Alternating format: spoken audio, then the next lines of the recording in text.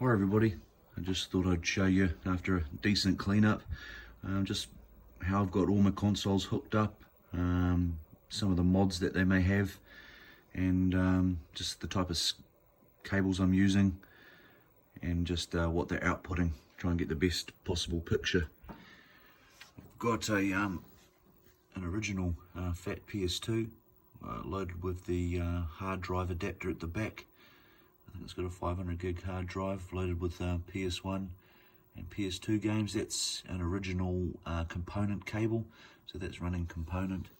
The PVM has got component going in and S-Video. All of my other RGB SCART cables go to this Grundig here. The Nintendo 64 is an early French PAL release. It was one of the very easiest RGB modded consoles to get modded.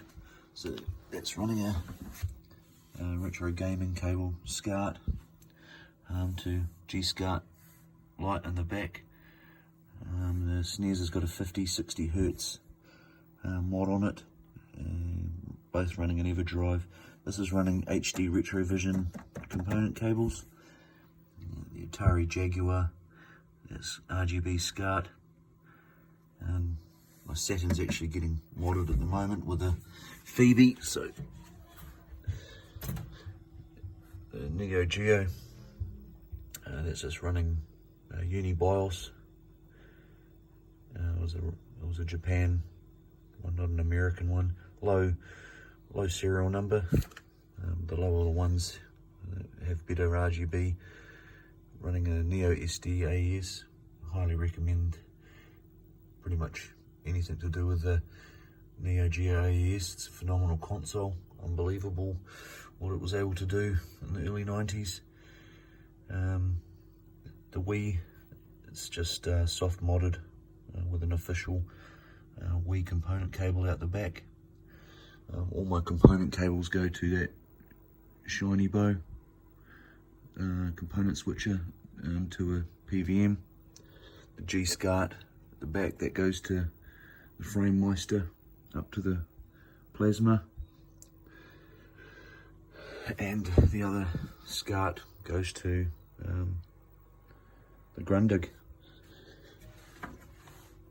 The Super Graphics is running a Super System 3 at the back, running a Mega Drive HD Retrovision cable. So this is component, has all the PC Engine CD games, HuCard games, and obviously the 5 Super Graphics games. That's one running there. The Mega Drive, that's running SCART. It's running 60 Hertz also, so that's nice full screen. Mega SD, so it's got all the Mega CD games on there. It's quite a Terra Onion. They bring out some awesome kits, I tell you.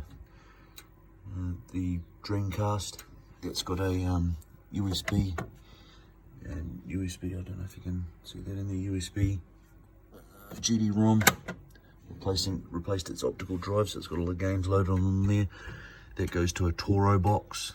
I think it's Biharbros, I think that's how it's said, to VGA, which then goes to an HDMI converter in the back, which goes up to the Plasma, since the Plasma, or the original VGA coming out the Dreamcast, a lot of the TVs were unable to pick up quite a low VGA sort of signal. So I put it into HDMI and it looks quite good. I've got a Panasonic 3DO that also has a USB drive installed to replace the optical. The same guy, that Russian guy that makes this, also makes the one to fit in the 3DO. Yeah, so component HD Retrovision, RGB SCART, VGA, S-Video. It's the best unmodded you can get from the Panasonic 3DO. Then there's Nintendo GameCube, the Game Boy Advance player on the bottom there. It's an EverDrive, so it's got all those games, and that's running SCART as well. Xbox 360 in there, just unmodded, 500 gig hard drive, obviously running HDMI.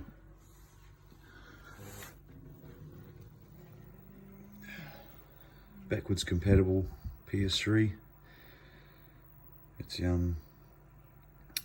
took me a long time to find one that didn't have the old flashing red light of death. Put the bigger fan in, replace the thermal paste, took the old metal cover off the power supply, which is in here, let a bit more heat out, drilled some holes underneath. So the laptop, it's a laptop cooler, takes the heat away, and a USB fan to blow some more air through it. I finally got it right, so FrameMeister, Shiny Bow component switcher as mentioned. Yeah, like, comment, subscribe, thanks.